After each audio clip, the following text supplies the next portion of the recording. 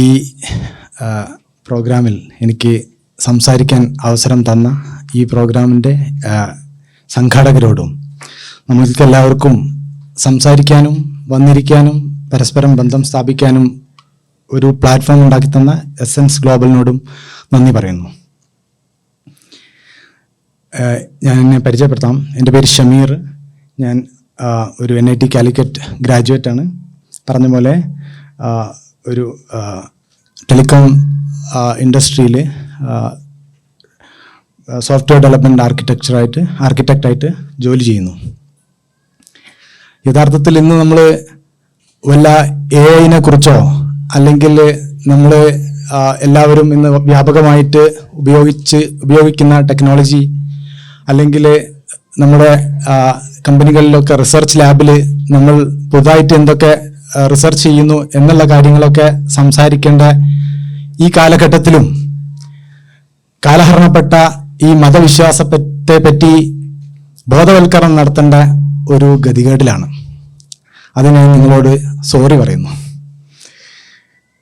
ഞാൻ ഒരു 10 വർഷത്തിലധികമായിട്ട് മതവിശ്വാസം നഷ്ടപ്പെട്ടിട്ടുണ്ട്. എന്നാലും സാമൂഹിക സമ്മർദ്ദം കാരണം അല്ലെങ്കിൽ ഒരു സൊസൈറ്റിയിൽ നമ്മൾ ജീവിക്കുമ്പോൾ മാറി നിൽക്കുക എന്നുള്ളത് ഒരു പ്രാക്ടിക്കൽ അല്ല എന്നും ഉള്ള ബോധ്യം കാരണം ഒരു വിശ്വാസിയായിട്ട് ഇമിറ്റേറ്റ് ചെയ്യുകയും അവരുടെ കൂടെ ജീവിക്കുകയുമായിരുന്നു.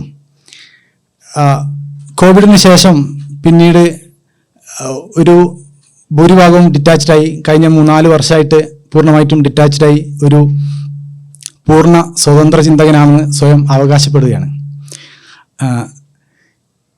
അപ്പോൾ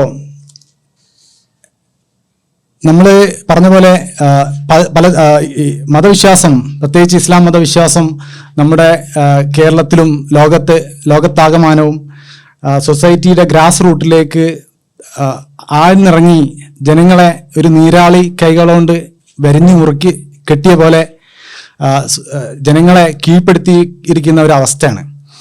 അപ്പം ഒരുപാട് സ്വതന്ത്ര ചിന്തക എസൻസും മറ്റു പല പ്ലാറ്റ്ഫോമുകളിലും ഇതിനെതിരെ ബോധവൽക്കരണം നടക്കുന്നുണ്ട്. അതിൽ ചേർന്ന് പ്രവർത്തിക്കുക മാത്രമാണ് ഞാൻ ചെയ്യുന്നത്.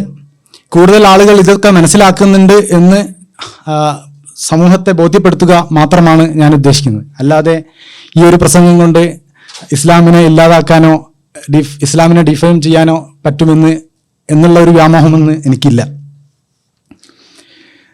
നമ്മുടെ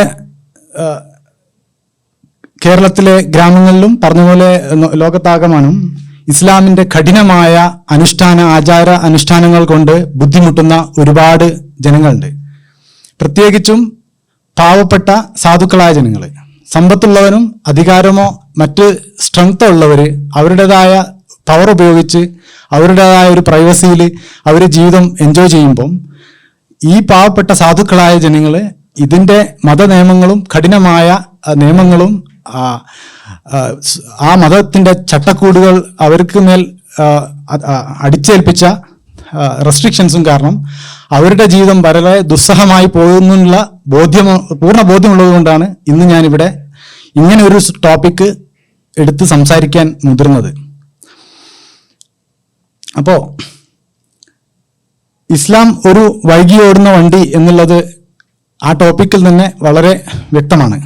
അപ്പം ഞാനിന്ന് ഇവിടെ ചെയ്യാൻ ഉദ്ദേശിക്കുന്നത് കുറച്ച് എക്സാമ്പിൾസ് ഒക്കെ എടുത്തിട്ട് ഏത് കാലം മുതൽ എങ്ങനെ ഇത് വൈകി ഓടുന്നു, ഇനി എങ്ങോട്ട് ആണ്, എത്രത്തോളം വൈകിയാണ് മുന്നോട്ട് പോയിക്കൊണ്ടിരിക്കുക, അത് പൊതുജനങ്ങളെ എങ്ങനെ ബാധിക്കുന്നു, ലോകത്തെ എങ്ങനെ ബാധിക്കുന്നു എന്നുള്ളത് ഒന്ന് ഹൈലൈറ്റ് ചെയ്യുക മാത്രമാണ്. ഇതിൽ പുതുതായിട്ടൊരു അറിവുണ്ടെന്ന് ഞാൻ കരുതുന്നില്ല. നിങ്ങൾക്കെല്ലാവർക്കും അറിയുന്ന അറിവുകൾ ഒന്ന് ക്രോഡീകരിച്ച് ഒരു സീരീസ് ആയിട്ട് പ്രസന്റ് ചെയ്യുക എന്ന് മാത്രമേ ഞാൻ ഉദ്ദേശിക്കുന്നുള്ളൂ. പറഞ്ഞ പോലെ ഇതൊക്കെ വെറും കെട്ടുകഥകളും നുണക്കൂമ്പാരങ്ങളും ആണെന്ന് അറിഞ്ഞിട്ട് പോലും ഇതിൽ നിന്ന് മാറി നിൽക്കാൻ ഭയപ്പെട്ട് പുറത്തു പറയാൻ ഭയപ്പെട്ട് ജീവിക്കുന്ന ഒരുപാട് അനേകം നൂറുകണക്കിന് ആയിരക്കണക്കിന് ആളുകൾ നമ്മുടെ നാട്ടിലും നമ്മുടെ ഈ കാനഡയിലും ലോകത്താകമാനമുണ്ട്. അവരുടെ ഒരു പ്രതിനിധിയായിട്ടാണ് ഞാൻ ഇന്നിവിടെ സംസാരിക്കുന്നത്. എന്നോട് നേരിട്ട് തന്നെ ഒരുപാട് സുഹൃത്തുക്കൾ ഈ ഒരു കാര്യം ഷെയർ ചെയ്തിട്ടുണ്ട്. നിങ്ങൾക്ക് എല്ലാവർക്കും അറിയുന്ന കാര്യമാണ്. അപ്പോൾ നമുക്കിതൊന്ന് പരിശോധിക്കാം. എന്നെ സംബന്ധിച്ചിടത്തോളം ഈ ഇസ്ലാമിൻ്റെ ബാക്ക്വേർഡ്നെസ് വളരെ ഏർലി ഏജിൽ മുതൽ അത് അനുഭവിക്കുന്ന ഒരാളാണ് ഞാൻ. പ്രത്യേകിച്ചും ഈ ഒരു മതവിഭാഗത്തിൽ ജനിച്ചു വളർന്നു എന്നുള്ളത് കൊണ്ട് തന്നെ നമ്മളായിരിക്കും ഇതിൻ്റെ വിക്ടിം, ഏറ്റവും വലിയ വിക്ടിം. ഇപ്പം ഞാൻ അതുപോലെ ഈ മതവിശ്വാസത്തിൻ്റെ എല്ലാ ഭവിഷ്യത്തുകളും അല്ലെങ്കിൽ ഇതിനുകൊണ്ട് ഈ ഒരു വിശ്വാസികളുടെ പ്രവർത്തനങ്ങൾ കൊണ്ടുള്ള ഭവിഷ്യത്തുകളും അനുഭവിച്ചതാണ്. ഫോർ എക്സാമ്പിൾ, ഞാൻ 15 വർഷം ബാംഗ്ലൂരിൽ ജീവിച്ച ആളാണ്. ഈ 15 വർഷത്തിനിടയ്ക്ക് ഒരു 6-7 തവണ വീട് മാറിയിട്ടുണ്ട്. ഒരു 6 തവണ. ഓരോ തവണ വീട് മാറുമ്പോഴും നമുക്ക് പുതിയ വീട് അന്വേഷിക്കുമ്പോൾ വീട് കിട്ടാത്ത അവസ്ഥ. അതിന് കാരണം പൊതുജനത്തിൻ്റെ മനസ്സിൽ ഒരു ഭീതി നിലനിൽക്കുന്നുണ്ടെന്നാണ്, ഇസ്ലാമിനെ കുറിച്ചും മുസ്ലിങ്ങളെ കുറിച്ചും. അവരെ കുറ്റം പറയാൻ പറ്റില്ല. അവർ ഡെയിലി കാണുന്ന ന്യൂസുകൾ, ബാംഗ്ലൂരിലും ലോകത്തിൻ്റെ വിവിധ ഭാഗങ്ങളിലും കാണുന്ന ന്യൂസുകൾ അത്തരമാണ്. അപ്പോൾ സ്വാഭാവികമായിട്ടും അവർക്ക് വീട് വാടക കൊടുക്കാനുള്ള ഒരു ഭയം ഉണ്ടാവും. അതേസമയം നമ്മൾ നാട്ടിലെത്തിയിട്ട് നമ്മുടെ സർക്കിളിലുള്ള ഈ മത നേതാക്കന്മാരോ അല്ലെങ്കിൽ മഹല്ല് കമ്മിറ്റി അല്ലെങ്കിൽ ഈ മതവുമായിട്ട് ബന്ധപ്പെട്ട ആളുകളോട് ഇതിലുള്ള പോരായ്മകളെ പറ്റിയും അല്ലെങ്കിൽ നമ്മൾ ചെയ്യുന്ന ഈ മത നേതാക്കൾ ചെയ്യുന്ന പ്രവർത്തനങ്ങളിലെ തെറ്റുകൾ ചൂണ്ടിക്കാണിക്കുമ്പം അവിടെ നമ്മൾ ക്രൂശിക്കപ്പെടുകയും ചെയ്യാണ്. അപ്പോൾ ഇവിടെ നമ്മൾ ഇതിൻ്റെ ദുരിതം അനുഭവിക്കുമ്പോൾ മറ്റു ഭാഗത്ത് നമ്മൾ ബോധവൽക്കരിക്കാൻ ശ്രമിക്കുമ്പോൾ അവിടെ നിന്നുള്ള എതിർപ്പ്, ഒരുമാതിരി ചെറുത്താനും നടുകളിലുള്ള അവസ്ഥ. ഇതിലൂടെ ഇങ്ങനെ കുറേ കാലം കടന്നുപോയി. പിന്നീട് മനസ്സിലായി നമ്മൾ ഏതെങ്കിലും ഒന്ന് ഒഴിവാക്കണം, എന്നാലേ നമുക്ക് ഒരു സ്വസ്ഥമായിട്ട് ജീവിക്കാൻ പറ്റുള്ളൂ. ഇത് വിടാനും പറ്റില്ല, ഇവിടെ നിൽക്കാനും പറ്റില്ല എന്നുള്ള അവസ്ഥ വരുമ്പോൾ നമുക്കൊരു ഫ്രീഡം ഇല്ല. അപ്പോൾ ഫൈനലി ഒരു ജെന്റിലായിട്ട് ഒരു തീരുമാനമാണ് ഇതങ്ങ് വിടുക, എന്നാൽ നമുക്ക് ഫ്രീ ആയിട്ട് നമ്മളേതായ രീതിയിൽ ജീവിക്കാമല്ലോ എന്നുള്ളത്. അപ്പോൾ പെട്ടെന്ന് തന്നെ നമുക്ക് എങ്ങനെയാണ് ഈ ബാക്ക്വേർഡ്നെസ് ഈ മതം ഉണ്ടാക്കുന്നത് നമുക്ക് ഒന്ന് പരിശോധിക്കാം. ഇന്ന് നമ്മൾ പരിശോധിക്കാൻ പോകുന്നത് എന്തുകൊണ്ടാണ് വൈകി ഓടുന്നത്, ആരാണ് ഇതിനെ പുറകോട്ട് നയിക്കുന്നത്, ഇസ്ലാം പുറകോട്ട് പോകുന്നതുകൊണ്ട് പൊതുസമൂഹത്തിന് എന്തെങ്കിലും ബുദ്ധിമുട്ടുണ്ടോ എന്നുള്ളതാണ്. അപ്പോൾ ഇസ്ലാം പുറകോട്ട് ഓടുന്നു, ഇസ്ലാമിൻ്റെ ബാക്ക്വേർഡ്നെസ് പറയുമ്പോൾ മറ്റുള്ള മതങ്ങളെല്ലാം ഫോർവേഡ് ആണെന്നുള്ള ഒരു അർത്ഥം ഇവിടെ ഇല്ല കേട്ടോ. ഇനിയിപ്പോൾ ഈ വീഡിയോ അല്ലെങ്കിൽ ആരെങ്കിലും ഭാവിയിൽ കാണാനുള്ള സാധ്യത ഉണ്ടെങ്കിൽ ഇസ്ലാം മാത്രം അങ്ങോട്ട് അടിച്ചാക്ഷേപിച്ചു എന്നുള്ള ഒരു പരാതിയൊന്നും വേണ്ട. മറ്റുള്ളവരും ബാക്ക്വേർഡ് ഉണ്ട്, അതിനെപ്പറ്റി മറ്റുള്ളവർ പറയും. എൻ്റെ ടോപ്പിക് ഇതാണ്, ഞാൻ ഇന്നിവിടെ ഏതാണ് മാത്രമാണ് സംസാരിക്കുന്നത്. അതിൽ മാക്സിമം ഒരു ജസ്റ്റിസ് ചെയ്യാൻ മാത്രമേ ഞാൻ ഉദ്ദേശിക്കുന്നുള്ളൂ. അപ്പോൾ എന്തുകൊണ്ടാണ് വൈകി ഓടുന്നത്? എല്ലാവർക്കും അറിയുന്ന പോലെ ആധുനിക പ്രശ്നങ്ങൾക്ക് പുരാതന ഗ്രന്ഥങ്ങൾ നോക്കി പരിഹാരം കാണാനാണ് ശ്രമിക്കുക. ഇപ്പം ഇസ്ലാമിൽ ഒരു വിഷയം വന്നു കഴിഞ്ഞാൽ അവരെന്താ ചെയ്യുക? ആദ്യം തന്നെ കിതാബ് എടുക്കും. ഫസ്റ്റ് കിതാബ് അറിയാലോ, ഖുർആൻ, ഹദീസ്, കുറേ ഗ്രന്ഥങ്ങളുണ്ട്. ഇതിൽ എന്താണ് പറഞ്ഞത് എന്നാണ്. അപ്പോൾ സ്കൂളിൽ സൂംബ ഡാൻസ് ഇൻട്രൊഡ്യൂസ് ചെയ്ത് കഴിഞ്ഞാൽ ആദ്യം നോക്കുക ഖുർആനിൽ എന്ത് പറഞ്ഞിട്ടുണ്ട്, സൂംബ പറ്റുമോ? അപ്പോൾ നമ്മൾ ആധുനിക പ്രശ്നങ്ങൾക്ക് ആധുനിക സ്റ്റഡി റിപ്പോർട്ടുകളാണ് നമ്മൾ റെഫർ ചെയ്യേണ്ടത്. ഈ 1500 വർഷം പഴക്കമുള്ള ഒരു ഗ്രന്ഥം നോക്കിയിട്ട് ഇന്നത്തെ ക്യാൻസറിനോ അല്ലെങ്കിൽ ആളുകളുടെ ഡിപ്രഷന് മരുന്ന് കാണാൻ നോക്കി കഴിഞ്ഞാൽ എവിടെ എത്തും? അതുപോലെയാണ് ഓരോ കാര്യങ്ങളും. അപ്പോൾ ഇത് ഒരു കാര്യത്തിൽ മാത്രമല്ല കേട്ടോ, ഇതൊരു സീരീസ് ഓഫ് ഇവൻറ്റ്സ് ആണ്. ഇപ്പം നമുക്ക് ഓരോന്നോരോന്നായി പരിശോധിക്കാം. എൻ്റെ ഒരു അറിവ്, ഞാൻ ഒരു പരിശോധന നടത്തുന്നത് ഏകദേശം 1960 മുതലുള്ള ഒരു ഹിസ്റ്ററിയും അതിൻ്റെ കുറച്ച് മുമ്പോട്ടുള്ള കാര്യങ്ങൾ മാത്രമാണ്. ഇപ്പം കേരളത്തിലാണെങ്കിൽ മുമ്പ് മുസ്ലിങ്ങൾ എഡ്യൂക്കേഷനലി ഭയങ്കര ബാക്ക്വേർഡായിരുന്നു, എക്കണോമിക്കലി കുറച്ച് ആളുകൾ ബാക്ക്വേർഡായിരുന്നു. അതിനൊക്കെ ഓരോ കാരണങ്ങളുണ്ട്, അതൊക്കെ നമുക്ക് പരിശോധിക്കാം. അപ്പം എൻ്റെ മൂല കാരണം എന്താണെന്ന് വെച്ച് കഴിഞ്ഞാൽ ഓരോ പ്രശ്നങ്ങളും വരുമ്പോഴും ഓരോ കാര്യങ്ങൾ സൊസൈറ്റിനെ ബാധിക്കുന്ന കാര്യങ്ങൾ വരുമ്പം കിതാബുകൾ നോക്കിയാണ് അതിനുള്ള ഒരു വിശദീകരണം കാണുക. നമ്മൾ യഥാർത്ഥത്തിൽ എന്താണ് ചെയ്യേണ്ടത്?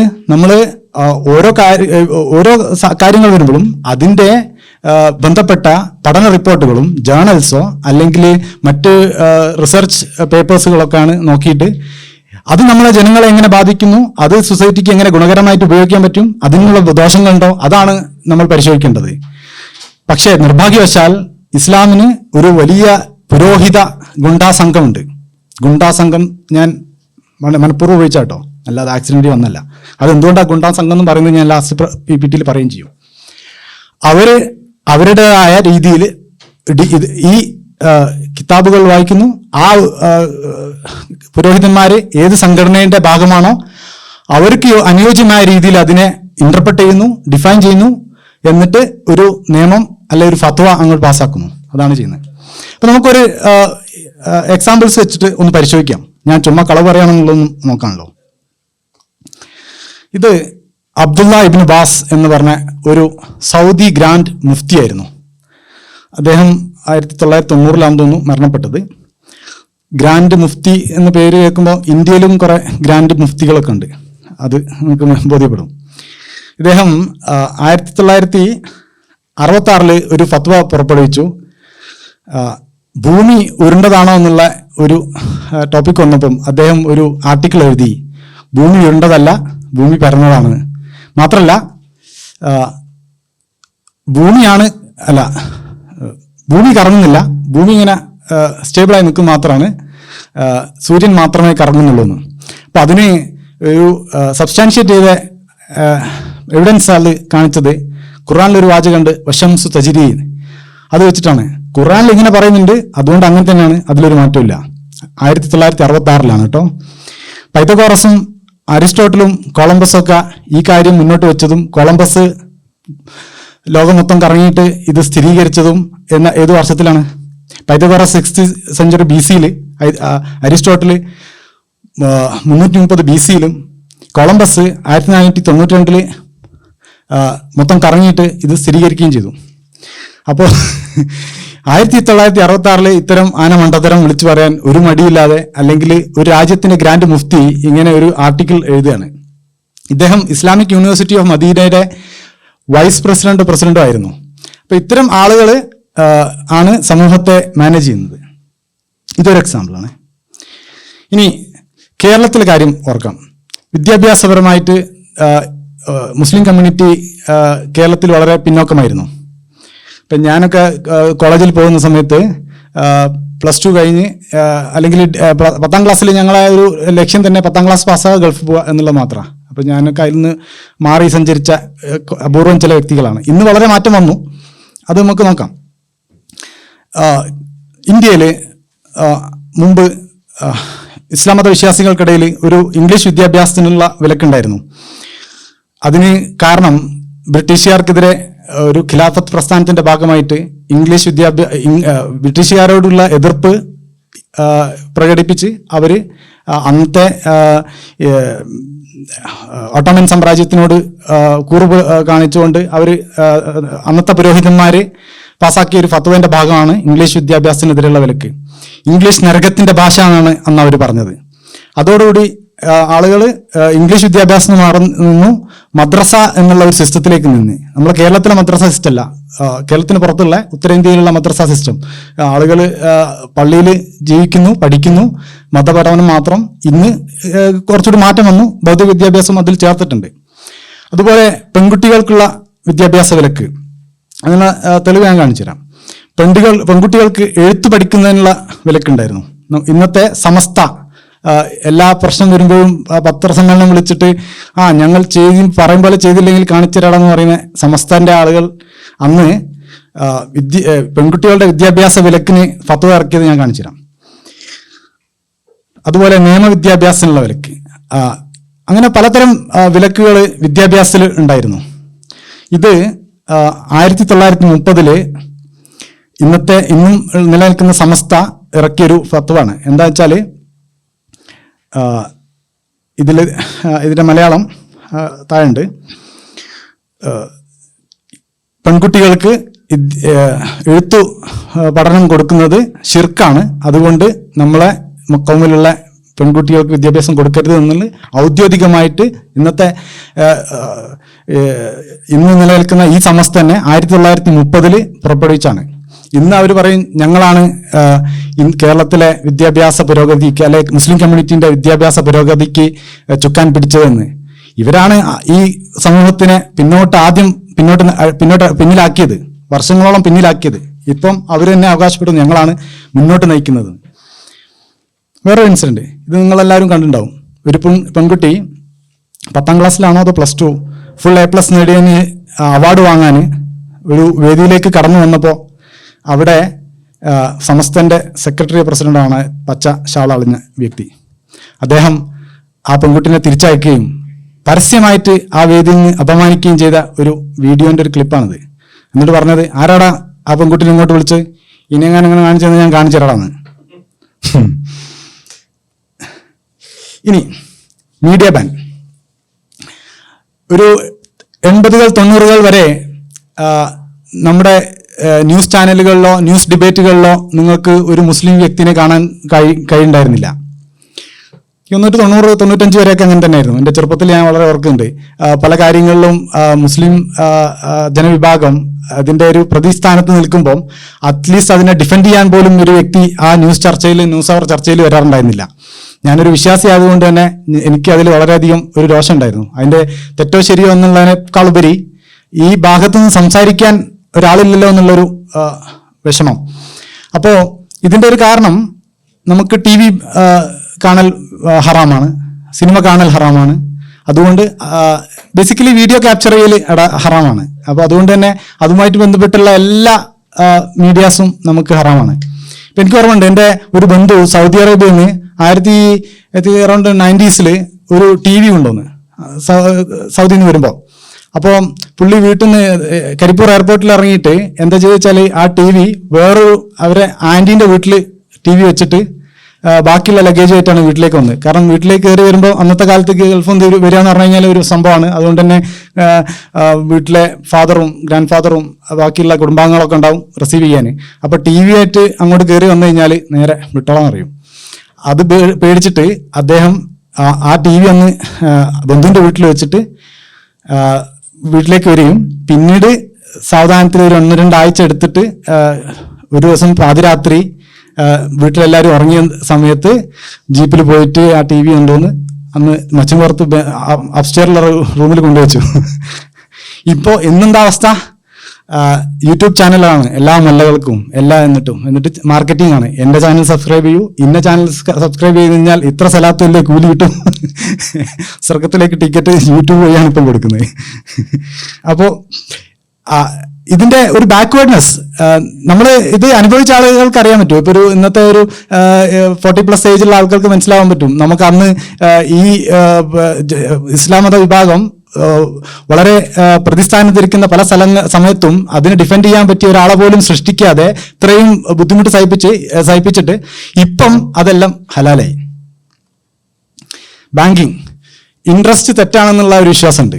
അപ്പോൾ ഇന്ത്യയെ പോലുള്ള അല്ലെങ്കിൽ നമ്മളിപ്പോൾ ജീവിക്കുന്ന കാനഡയെ പോലുള്ള വളരെ വ്യവസ്ഥാപിതമായ എക്കണോമി നിലനിൽക്കുന്ന ഒരു രാജ്യത്ത് പോലും ഇൻട്രസ്റ്റ് തെറ്റാണ് എന്നുള്ള ഒരു വിശ്വാസപ്രകാരം ആളുകളെ ബാങ്കിങ്ങിൽ നിന്നും മാറ്റി നിർത്തുമായിരുന്നു. ഇപ്പോഴും ചില മൈന്യൂട്ട് ആളുകൾ മാറി നിൽക്കുന്നുണ്ട് അവരുടെ വിശ്വാസപ്രകാരം. ഇപ്പോൾ ഞാൻ എഡ്യൂക്കേഷൻ ലോൺ എടുക്കാൻ പോയിരുന്നു. ഇപ്പോൾ പഠിക്കാൻ പോയ സമയത്ത് എഡ്യൂക്കേഷൻ ലോൺ എടുത്തിട്ടാണ് പോയത്. അപ്പോൾ ഒരുപാട് ആൾക്കാർ എന്നെ ക്രിട്ടിസൈസ് ചെയ്യും, നീ ലോൺ എടുത്തിട്ട് പഠിക്കാൻ പോകുന്നു, അത് ഇൻട്രസ്റ്റ് കൊടുക്കണ്ടേ, ആ ലോൺ എടുത്ത് പഠിച്ചിട്ട് നീ ജോലി നേടി സമ്പാദിച്ചു കഴിഞ്ഞാൽ അതെങ്ങനെ ഹലാലാവും, അത് ശരിയാണോ, ഇങ്ങനെ ക്രിട്ടിസൈസ് ചെയ്ത ഒരുപാട് ആൾക്കാരുണ്ട്. അതുപോലെ എൻ്റെ വ്യക്തിപരമായ കാര്യം, ഇപ്പം എനിക്കറിയാം ഒരുപാട് പാവപ്പെട്ട ആളുകൾ ജോലിയിൽ കയറിയിട്ട് ഒരു വീട് വെക്കാൻ സ്വാഭാവികമായിട്ടും ക്യാപിറ്റൽ കയ്യിലുണ്ടാവില്ല. അപ്പോൾ അവർക്ക് ഏറ്റവും എളുപ്പത്തിൽ ആശ്രയിക്കാവുന്നത് തന്നെ ഒരു ബാങ്ക് ലോണാണ്. അവർക്ക് ജോലി ഉള്ളതുകൊണ്ട് ഈസി ആയിട്ട് EMI അടക്കാനും പറ്റും. ഈ ഒരു വിശ്വാസം കൊണ്ട് മാത്രം ആ ബാങ്ക് ലോൺ എടുക്കുന്നതിൽ മാറി നിന്നിട്ട് വർഷങ്ങളോളം അവർ ആ ദുരിത ജീവിതം അനുഭവിച്ച ആളുകൾക്ക് എനിക്ക് നേരിട്ടറിയാം.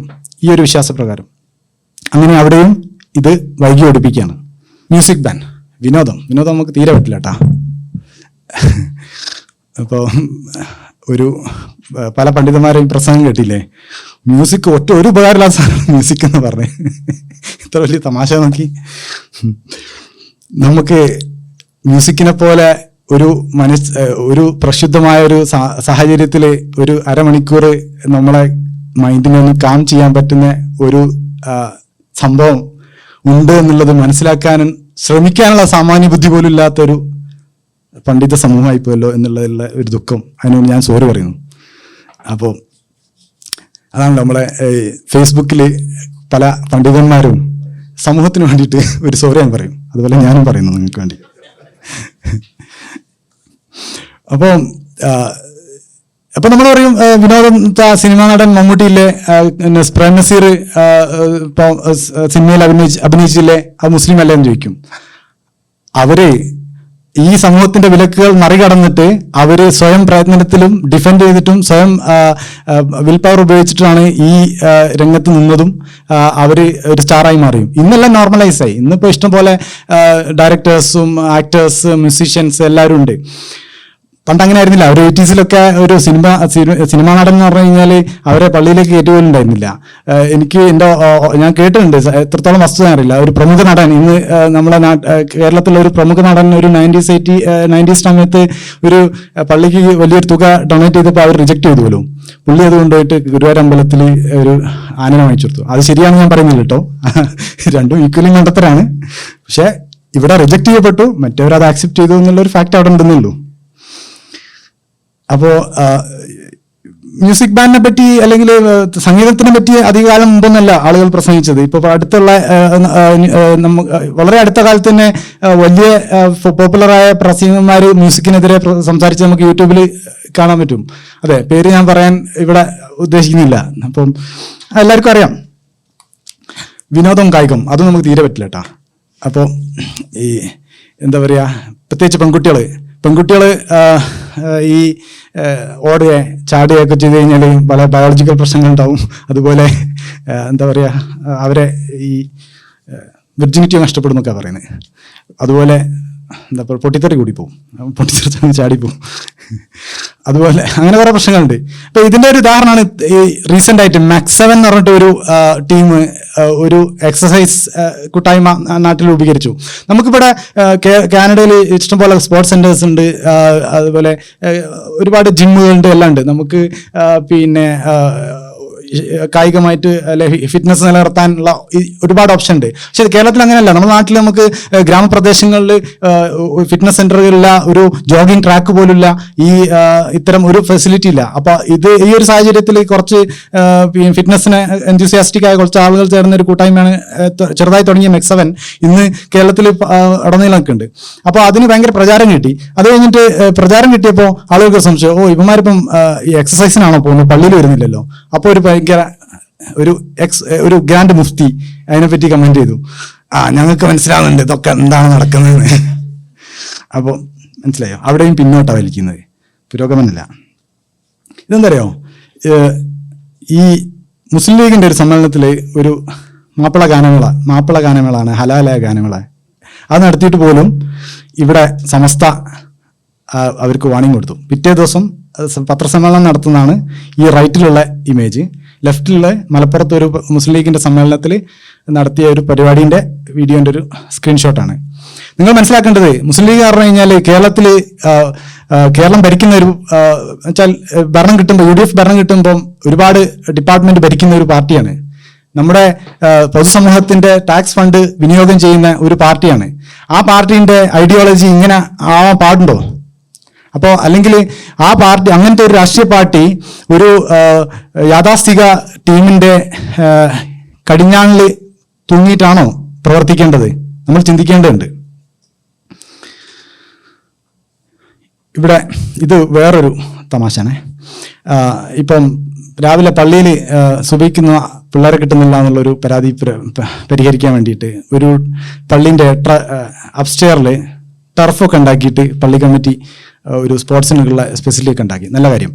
അതിൻ്റെ ഇപ്പുറത്ത് കാണുന്നത് അതൊരു ന്യൂസായി വന്നപ്പം വേറൊരു മതഗ്രൂപ്പിൻ്റെ ഒരു ഫത്വ അല്ല കേട്ടോ, ഒരു കമൻ്റാണ്. എന്താ പറയുക, ഇസ്ലാമിൻ്റെ മൂല്യങ്ങൾ എല്ലാം കൂടി കാറ്റിൽ പറത്തിക്കൊണ്ട് പള്ളിയിൽ ടർഫ് കളിച്ചു എന്നുള്ളതിൻ്റെ പരാതിയാണ്. അപ്പം ഒരു ടീം വളരെ കണ്ണിങ് ആയിട്ട് ആളുകളെ അട്രാക്ട് ചെയ്യാൻ ശ്രമിക്കുമ്പോൾ മറ്റ് ഭാഗത്ത് നേരെ തിരിച്ചാണ് ആളുകൾ ചിന്തിക്കുന്നത്. വേറൊരു ഇപ്പം മ്യൂസിക്കിനെ പറ്റി ഞാൻ പറഞ്ഞല്ലോ, അല്ലെങ്കിൽ കായികം വിനോദനെ പറ്റി. ഇപ്പം മദ്രസയിൽ നമ്മുടെ നബിദിനത്തിൻ്റെ അറ്റ്ലീസ്റ്റ് നബിദിനത്തിൻ്റെ ഭാഗമായിട്ട് നബിദിൻ്റെ മദ്ഹ് പാടുന്ന ഒരു പരിപാടിയാണ്. എന്തായാലും ഞാൻ അതിൻ്റെ ഒരു എന്താ പറയുക കലാപരിപാടിൻ്റെ ഒരു ആസ്പെക്റ്റ് മാത്രം പറയാം. കലാപരിപാടിൻ്റെ ആസ്പെക്റ്റിൽ അവിടെ കലാപരിപാടികൾ നടക്കുമ്പോൾ ആൺകുട്ടികൾ മാത്രമേ ഉണ്ടാവുള്ളൂ, പെൺകുട്ടികൾക്ക് അവിടെ വിലക്കാം. ഇപ്പം പെൺകുട്ടികളെ സ്റ്റേജിൽ കയറ്റിയിട്ട് പാട്ടോ അല്ലെങ്കിൽ ബൈത്തോ വേറെ എന്തെങ്കിലും പ്രസംഗ പരിപാടിയിലൊന്നും അവരെ പെൺകുട്ടികളെ ഉൾപ്പെടുത്തില്ല, ആൺകുട്ടികൾ മാത്രമേ പറ്റുള്ളൂ. അപ്പോൾ പെൺകുട്ടികൾ കയറി കഴിഞ്ഞാൽ ആ മൊത്തം അലമ്പായി പോവും. അത് എത്ര 10 വയസ്സ് അല്ലെങ്കിൽ 15 വയസ്സ് വരെ മാക്സിമം പ്രായമുള്ള പെൺകുട്ടികളാണ്. പക്ഷെ അതേ പെൺകുട്ടികൾ സ്കൂളിൽ പോയിട്ട് ഡാൻസ് കളിച്ചാൽ കുഴപ്പമില്ല കേട്ടോ. അവിടെ ഒരു ഇബിലീസ് അങ്ങോട്ടെത്തില്ല, ഇവിടെ മാത്രം ഇങ്ങനെ തങ്ങി നിൽക്കുന്ന ഒരു ഇബിലീസാണ്. ഇനി ഇതിൻ്റെ ഒരു ഭവിഷ്യത്തിനെ കുറിച്ച് കൂടി ഒന്ന് പെട്ടെന്ന് ഓടിച്ചു പോവാം. പുരോഹിത ഗുണ്ടായിസം, ഞാൻ പറഞ്ഞല്ലോ ആദ്യം, പുരോഹിത ഗുണ്ടായിസം. നമ്മൾ മനസ്സിലാക്കിയ ഗുണ്ട എന്ന് പറഞ്ഞു കഴിഞ്ഞാൽ കുറെ കായികമായിട്ട് ആളുകളെ നേരിടൽ മാത്രമാണെന്നാ. യഥാർത്ഥത്തിൽ ആ മാത്രമാണോ? അല്ല. നമ്മൾ ജനങ്ങളുടെ മോറൽ അല്ലെങ്കിൽ എന്താ പറയുക, ഫോർ എക്സാമ്പിൾ ഒരാൾ മതം അനുഷ്ഠിക്കില്ല, അയാൾക്ക് പിന്നെ 5 നേരം പള്ളിയിൽ പോകുന്നില്ലെങ്കിൽ അല്ലെങ്കിൽ പിന്നെ നിസ്കരിക്കുന്നില്ല, അയാൾ വളരെ മാന്യമായിട്ട് ജോലി ചെയ്യുന്നു, അയാൾ കുടുംബം പോറ്റുന്നു, അയാളുടേതായ രീതിയിൽ മാന്യമായ രീതിയിലുള്ള എൻ്റർടൈൻമെൻറ്റ് ആ രാജ്യത്തിൻ്റെ നിയമങ്ങൾ പാലിച്ച് ജീവിക്കുന്നു. പക്ഷേ ഇവർക്ക് അത് പോരാ. അയാൾ പള്ളിയിൽ പോകുന്നില്ലെങ്കിൽ ഈ ഇത്തരം വിശ്വാസികളെ പറ്റി വളരെ മോശമായിട്ടുള്ള രീതിയിൽ പ്രസംഗങ്ങളിൽ പ്രതിപാദിക്കുകയും അയാളുടെ ഒരു ഐഡന്റിറ്റീനെ ഇങ്ങനെ മോശപ്പെടുത്താൻ ശ്രമിക്കുകയും ചെയ്യും. അതൊരു തരം ഗുണ്ടായിസാണ്. അല്ലെങ്കിൽ മതം അനുഷ്ഠാനിച്ച് അല്ലെങ്കിൽ മതത്തിന്റെ പരിധിയിൽ നിന്ന് ഒരാൾ ജീവിക്കുന്നില്ലെങ്കിൽ അയാളെ മോറലി ഡിച്ച് ചെയ്യുക, അതൊരു സ്ഥിരം പരിപാടിയാണ്. നമുക്ക് യൂട്യൂബിലെ പ്രസംഗങ്ങൾ എടുത്തു നോക്കിയാൽ തന്നെ വളരെ ഇഷ്ടം പോലെ കാണാൻ പറ്റും. അതൊരു തരം ഗുണ്ടായിസാണ്. അപ്പോൾ പുരോഹിത ഗുണ്ടായിസം, അതാണ് ഇതിന്റെ വേറൊരു ഭവിഷ്യത്ത്. രണ്ടാമത് മഹല്ല് എന്ന പേരിൽ താലിബാനിസം, ഭീകരവാദം. ഞാനൊരു എക്സാമ്പിൾ പറയാം. ഇപ്പോൾ നമ്മളെ ഗ്രാമപ്രദേശങ്ങളിൽ നടക്കുന്നത്, പിന്നെ ഇപ്പോൾ വീട്ടിലേക്ക് ഒരു വിവാഹം നടക്കുകയാണെങ്കിൽ സ്റ്റേജ് കെട്ടിയിട്ട് പിന്നെ വധുവിനും വരനും റിസപ്ഷനിൽ ഇരിക്കാനുള്ള ഒരു സ്റ്റേജ് കെട്ടി ഉണ്ടാക്കി വെച്ച് കഴിഞ്ഞാൽ മഹല്ല് കമ്മിറ്റിൻ്റെ ആൾക്കാർ പോകും, ഇതിവിടെ പറ്റില്ല, നമ്മളെ മതത്തിന് ചേർന്നതല്ല, എന്നിട്ട് പോയിട്ട് അത് അയപ്പിക്കും. എൻ്റെ നാട്ടിൽ അങ്ങനെ നടന്നിട്ടുണ്ട്. അതേസമയം കുറച്ച് കഴിഞ്ഞിട്ട് അത് പള്ളി സെക്രട്ടറിൻ്റെ വീട്ടിലെ കല്യാണം ആകുമ്പോൾ ഇതെല്ലാം ഓക്കെ ആവും. അതോടുകൂടി നമ്മൾ എന്താ ചെയ്യും, നിയമം മാറ്റി എഴുതും. അതാണ് ഇത്.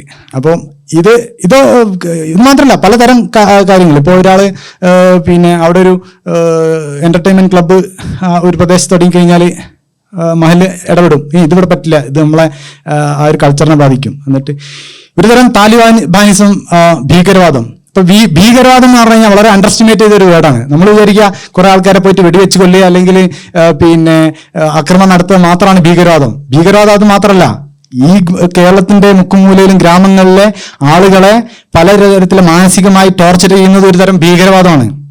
അത്തരത്തിൽ നോക്കിക്കഴിഞ്ഞാൽ ഈ മഹല്ലും മത കമ്മിറ്റികളും അല്ല മത ഓർഗനൈസേഷൻസ് കേരളത്തിന്റെ മുക്കുമൂലയിലും ഈ ഭീകരവാദം നടത്തുന്നുണ്ട്. ബോധവാന്മാരായിരിക്കും നമ്മൾ. അപ്പോൾ ഇങ്ങനെ ഒരു സിറ്റുവേഷൻ നിലനിൽക്കുമ്പോൾ എന്താ സംഭവിക്കുക എന്ന് പറഞ്ഞു കഴിഞ്ഞാൽ പൊതു ഇടപെടൽ ഇല്ലാതാവുന്നു. അതുപോലെ നമ്മളെ നാട്ടിലെ സാംസ്കാരിക കേന്ദ്രങ്ങളും പുരോഗമന പ്രവർത്തനങ്ങളും ഇല്ലാതാവുന്നു. നമുക്ക് ചിന്തിച്ചറിയാം, ഒരു 80s 90s 2000 വരെയൊക്കെ നമ്മളെ മുമ്പൊക്കെ നാട്ടിൽ ഒരുപാട് സാംസ്കാരിക കേന്ദ്രങ്ങളും വായനശാലകളും അതിനോടനുബന്ധിച്ചുള്ള പല കായിക വിനോദ പ്രവർത്തനങ്ങളും നടക്കുന്നുണ്ടായിരുന്നു. സ്ലോലി അത് ഇപ്പം ഇല്ലാതായിക്കൊണ്ടിരിക്കുകയാണ്. അപ്പോൾ പറയും അന്ന് ആ പുരാതന രീതിയിലുള്ള അതുകൊണ്ടാണ് ആളുകൾ അങ്ങോട്ട് അടുക്കാത്തത് വെച്ചാൽ ഒരു വായനശാലയായി മാത്രം നിന്നുകൊണ്ടാണ്. പക്ഷെ യഥാർത്ഥത്തിൽ നമ്മൾ എന്തായിരുന്നു ചെയ്യുന്നത്, അതിനെ അപ്ഗ്രേഡ് ചെയ്തിട്ട് കൂടുതൽ വിപുലീകരിച്ച് ടെക്നോളജിയും ഇന്നത്തെ സാധ്യതകളും ഉപയോഗപ്പെടുത്തിയിട്ട് എന്റർടൈനിങ് ആയിട്ട് അതിനെ എൻഹാൻസ് ചെയ്യായിരുന്നു ചെയ്യേണ്ടത്. പകരം എന്താ സംഭവിച്ചു പറഞ്ഞു കഴിഞ്ഞാൽ മതങ്ങൾ ഇതിനെയൊക്കെ ഹൈജാക്ക് ചെയ്തു, ആളുകളെ പള്ളിയിലേക്കും ചർച്ചിലേക്കും അമ്പലത്തിലേക്കും വഴിതിരിച്ചു വിട്ടു. അപ്പോൾ എന്താ സംഭവിച്ചു കഴിഞ്ഞാൽ കമ്പാർട്ട്മെന്റലൈസേഷൻ സംഭവിച്ചു. ആളുകൾക്ക് പോയിരിക്കാനുള്ള ഒരു പൊതു ഇടം ഇല്ലാതായി, പൊതു ഇടങ്ങൾ സ്ലോലി നശിക്കപ്പെട്ടു വരും. അതൊക്കെയാണ് നാട്ടിൽ നടക്കുന്നത്. അപ്പം പ്രശ്നം എന്താ വെച്ച് കഴിഞ്ഞാൽ ഇത്തരം കാര്യങ്ങൾ ഈ മതത്തിന്റെ നേതൃത്വം ഒരു സാമൂഹിക വിരുദ്ധനോ അല്ലെങ്കിൽ ക്രൂക്കഡ് മൈൻഡ് ആളുകളുടെ കയ്യിൽ പെട്ട് കഴിഞ്ഞാൽ പിന്നെ അവർക്ക് ഇഷ്ടമുള്ള രീതിയിൽ അവരുടെ ക്രൂക്കഡ് മൈൻഡിൽ എന്താണോ വരുന്നത് അതിനനുസരിച്ച് സൊസൈറ്റിനെ കൺട്രോൾ ചെയ്യാനുള്ള ഒരു അവസരം കിട്ടും എന്നുള്ളതാണ്. അത് അവർ വളരെ വിദഗ്ധമായിട്ട് ഇത് ഉപയോഗപ്പെടുത്തുന്നുണ്ടെന്നുള്ളത് നമ്മൾ പരിശോധിച്ചാൽ മനസ്സിലാവും. പിന്നെ മതരാഷ്ട്രീയം വളരെ നോർമലൈസ് ചെയ്യപ്പെട്ടു നമ്മുടെ നാട്ടിൽ. അപ്പം ജനങ്ങൾ കരുതുന്ന അവർ പ്രവർത്തനത്തിൽ വളരെ സെക്യുലറാണ്, അത് കുഴപ്പമില്ലെന്ന്. പക്ഷേ ഇത്തരം മുമ്പ് കാണിച്ച സ്ലൈഡുകൾ മനസ്സിലാവുമല്ലോ. അപ്പോൾ മതരാഷ്ട്രീയം യഥാർത്ഥത്തിൽ എത്ര സെക്യുലറായി കഴിഞ്ഞാലും നമ്മുടെ സമൂഹത്തിന് അത് വളരെ ഭവിഷ്യത്തുണ്ടാവും. ഇത് നമ്മുടെ ശ്രീ ആര്യാടൻ മുഹമ്മദ് മുമ്പ് ഒരു 90കളിൽ നടത്തിയ ഒരു മീഡിയ ഡിബേറ്റിന്റെ ഒരു ക്ലിപ്പാണ്. ഇതിലെന്താ പറഞ്ഞു വെച്ചാൽ, ഒരു പ്രമുഖ രാഷ്ട്രീയ പാർട്ടിനെ ചൂണ്ടിക്കാണിച്ചിട്ട് പറഞ്ഞു, ഇവർ വന്നതിന് ശേഷമാണ് ഇവിടെ SDPI വന്നത്, സിമി വന്നത്, അല്ലെങ്കിൽ PDP വന്നത്, ഇത്തരം പാർട്ടികളെല്ലാം വന്നത്. അതിനു മുമ്പ് ഇവരൊന്നും ഇല്ലല്ലോ. മുമ്പ് സെക്യുലർ പാർട്ടീസ് മാത്രമേ ഉണ്ടായിരുന്നുള്ളൂ. സംഭവിക്കുന്നത് വെച്ചാൽ മതരാഷ്ട്രീയത്തിന് നമ്മൾ ഏത് പാർട്ടിയാണെങ്കിലും ഒരു പാർട്ടീനെ നമ്മൾ നോർമലൈസ് ചെയ്യുമ്പം അവിടെ ഒരു മതരാഷ്ട്രീയത്തിനുള്ള ഒരു ആക്സെപ്റ്റൻസ് കിട്ടുകയാണ്. മതരാഷ്ട്രീയം എങ്ങനെ വർക്ക് ചെയ്യുക? ആ മതത്തിന്റെ ചട്ടക്കൂടിൽ നിന്നാണ്. അവരെ വോട്ട് ബാങ്ക് പറഞ്ഞാൽ മതമാണ്, ബേസിക് വോട്ട് ബാങ്ക്. ആ വോട്ട് ബാങ്കിനെ നിലനിർത്താൻ വേണ്ടിയിട്ട് അവരെ പ്രീതിപ്പെടുത്താൻ വേണ്ടിയിട്ടുള്ള നയങ്ങളും പദ്ധതികളാണ് അവർ മുഖ്യമായിട്ടും പരിഗണന കൊടുക്കുക. അപ്പം വീണ്ടും ഇത് മനസ്സിലാക്കുന്ന മറ്റു മതക്കാരും ഈ മതത്തിലുള്ള മറ്റുള്ള സംഘടനകളും കൂടുതൽ ടോക്സിക് ആയിട്ടുള്ള രീതിയിൽ ഒരു അറ്റംപ്റ്റ് നടത്തുന്നു. അത് കൂടുതൽ വികൃതമാക്കുകയാണ് ചെയ്യുന്നത്. പിന്നെ എക്സ്പോർട്ടിങ് ഡാർക്ക്നെസ്. നമ്മൾ ഇപ്പം വെസ്റ്റേൺ കൺട്രീസിലേക്ക്, കാനഡയിലൊക്കെ, US വേറെയൊക്കെ വരുമ്പോൾ നമ്മൾ പോർട്ട് ഓഫ് എൻട്രിയിൽ ഡിക്ലെയർ ചെയ്യും, ഞാൻ അവിടെ നിന്ന് പ്രത്യേകിച്ച് നാടൻ വിത്തുകളൊന്നും കൊണ്ടുവന്നില്ല, ഗ്രെയിൻസ് ഒന്നും കൊണ്ടുവന്നില്ല എന്ന്. നമ്മൾ ഇവിടുത്തെ പുതിയ വിത്ത് ഉപയോഗിച്ച് നല്ല പ്രൊഡക്റ്റീവായിട്ട് വിത്തുകൾ മാത്രം ഉപയോഗിക്കാം. പക്ഷേ നമ്മൾ തലയിൽ കയറ്റി കൊണ്ടുവരുന്ന വിത്തിന് അവിടെ ഡിക്ലെയർ ചെയ്യാനുള്ള ഒരു ഓപ്ഷൻ ഇല്ല, അൺഫോർച്ചുനേറ്റ്ലി. അപ്പം ഇവിടെ കൊണ്ടുവന്ന് നമ്മൾ ആൾക്കാർ ഇവിടെ കൊണ്ടുവന്ന് ഇത് മുളപ്പിക്കും, എന്നിട്ട് ഇവിടുത്തെ വിത്തിനും കൂടി നശിപ്പിച്ച്, ഇവിടെ ഇത്രയും ഒരു റിച്ചായ കൾച്ചർ ഉണ്ടായത് ഇവിടുത്തെ ഡെവലപ്ഡ് ആയിട്ടുള്ള വിത്ത് കൊണ്ടാണെന്നുള്ള അത് ഒരു വളരെ സൗകര്യപൂർവ്വം അങ്ങോട്ട് മറന്നിട്ട് പഴയ കാലഹരണപ്പെട്ട വിത്ത് ഇവിടെ കൊണ്ടുവന്ന് മുളപ്പിച്ച് അങ്ങോട്ട് നശിപ്പിച്ച് കൊളാക്കി തരും. അപ്പം അതിന്റെ മെയിൻ കോൺട്രിബ്യൂട്ടർ ആരാണെന്നുള്ളതും നമുക്ക് വളരെ പ്രകടമാണ്. ഇതിനെന്താ ചെയ്യാൻ പറ്റുക? നമ്മളെല്ലാം ചിന്തിക്കണം. അതിനു വേണ്ടിയിട്ട് വളരെ എന്താ പറയുക, പക്വപരമായിട്ടും ശാസ്ത്രീയമായ രീതിയിലുള്ള പ്രവർത്തനങ്ങൾ ചെയ്യുക, അല്ലാതെ ഇതിന് മറ്റു മാർഗങ്ങളുണ്ടെന്ന് തോന്നില്ല.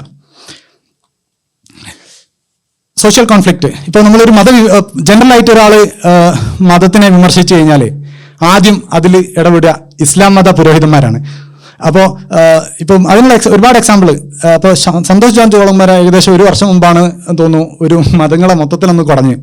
അപ്പോൾ അവിടെ ഹിന്ദു മതക്കാരോ ഈ ക്രിസ്ത്യൻ മതക്കാരോ അതിനൊന്നും ചൊറിയാൻ വന്നില്ല. അവർക്കറിയാം ഇതൊക്കെ ഉടായ്പ തന്നെയാണ്, എന്നാലും നമുക്ക് കുറച്ച് വരുമാനം കിട്ടുമല്ലോ. അതുകൊണ്ട് ഈ വിമർശനത്തിനൊന്നും പോകണ്ട, മാക്സിമം ഇത് വിശ്വസിക്കുന്ന ആളുകളെ ഊറ്റിയിട്ട് കാശുണ്ടാക്കുക. പക്ഷേ ഇസ്ലാം മത പുരോഹിതന്മാർ അങ്ങനെയല്ല. ഞങ്ങളത് ഇപ്പോഴും പത്രമാറ്റി തന്നെയാണെന്നുള്ള ഒരു ഭയങ്കര കോൺഫിഡൻസ് ആണ്. അപ്പോൾ അതിനുള്ള ഉദാഹരണങ്ങൾ ഒരുപാടെണ്ണുണ്ട്. സന്തോഷ് ജോർജ് കുർമ ഈ കഴിഞ്ഞ മാസമാണ് വിഷ്ണു വാസുദേവ് എന്ന് പറഞ്ഞിട്ട് ബ്രൈറ്റ് ക്ലാരിറ്റിന്റെ ഒരു സയന്റിസ്റ്റ് ഒരു വീഡിയോ ഇറക്കിയപ്പോഴേക്ക് ഒരുപാട് ആൾക്കാർ ചാടി ഇറങ്ങി വന്നിട്ട് നോ ഇസ്ലാം അങ്ങനെയൊന്നുമില്ല, നിങ്ങൾ പറയുമ്പോഴൊന്നുമില്ല, ഇസ്ലാം വളരെ പെർഫെക്റ്റ് ആണ്. ഓക്കെ, അപ്പം ജനങ്ങൾ മനസ്സിലാക്കേണ്ടത് ഇത്തരം വീഡിയോസോ അല്ലെങ്കിൽ ഇതിനെ ഡിഫെൻഡ് ചെയ്യാൻ വരുന്ന ഇസ്ലാം മത പുരോഹിതന്മാർ മനസ്സിലാക്കേണ്ടത് വളരെ പരിഹാസ്യമായിട്ടാണ് ജനങ്ങൾ ഇതിനെ കാണുന്നത്. ഇത് വെറും കെട്ടുകഥയും പിന്നെ കെട്ടുകഥയും നുണക്കൂമ്പാരമാണെന്നുള്ള പൂർണ്ണ ബോധ്യം പൊതുജനങ്ങൾക്കുണ്ട്. പക്ഷെ നമ്മളോട് ഇതൊന്നും പുറത്തു പറയാത്തത് നമ്മളോടുള്ള ഒരു ബഹുമാനം കൊണ്ടോ അല്ലെങ്കിൽ നമ്മളോടുള്ള വ്യക്തിബന്ധങ്ങൾ കൊണ്ട് മാത്രമാണ്, അല്ലെങ്കിൽ സംഘടനാപരമായ ബന്ധം കൊണ്ട് മാത്രം അത് മുറിഞ്ഞു പോകാതിരിക്കാൻ വേണ്ടിയാണ്. അത് മനസ്സിലാക്കാനുള്ള ഒരു സാമാന്യ ബുദ്ധി ഈ മതജനതൃത്വം കാണിക്കണം എന്ന് മാത്രമാണ് എനിക്ക് പറയാനുള്ളത്. Potential cause of future backwardness. ഇപ്പം കേരളത്തിൽ വളരെ വ്യാപകമാണ് കമ്പാർട്ട്മെന്റലൈസേഷൻ ഇൻ ദ സ്കൂൾ.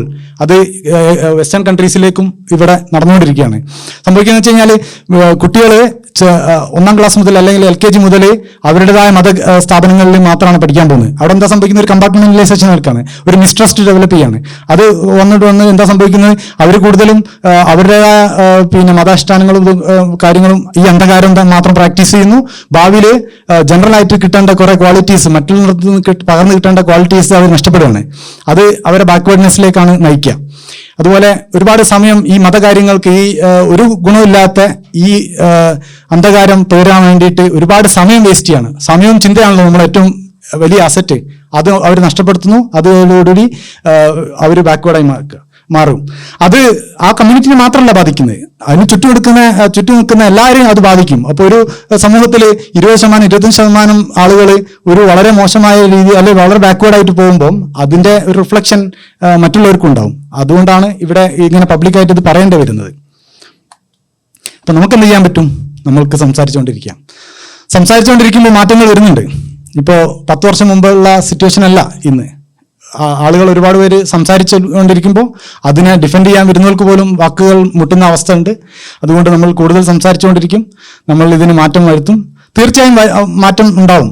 എന്നോട് ഇതുപോലെ ആശയങ്ങൾ പങ്കുവച്ച യുവാക്കൾ മനസ്സിലാക്കുക, മാറ്റങ്ങളുണ്ട്, നിങ്ങൾക്കൊരു ശോഭനമായ ഭാവിയുണ്ട്, നിങ്ങൾ പ്രതീക്ഷ കൈവിടേണ്ട ആവശ്യമില്ല, മാറ്റങ്ങൾ വരിക തന്നെ ചെയ്യും. ജയ് ഹിന്ദ്. Thank U.